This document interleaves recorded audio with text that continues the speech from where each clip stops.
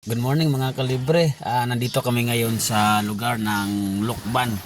Mayroon kaming i-install na 2 unit na carrier. So, yan.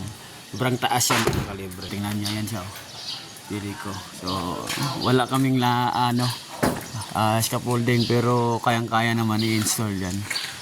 So, ito yung i-install namin na carrier. 2 piraso to.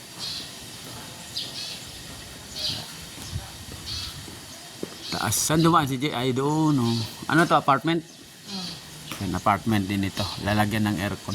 Diyan mo na lang ilagay sa maabot mo. Ayan, pwede makapatong. Dapat may tali pala tayo. Jay. Meron siyang tali. Sabi ko nga magtali. Oh, ilagay doon tali. Oh, tapos papunta dyan. Oh, para pagtali ka ng maayos.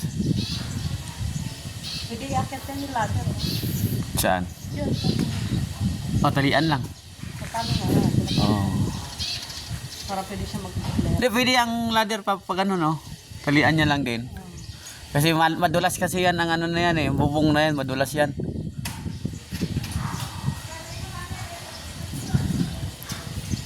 Ingat ka, Jay, ha?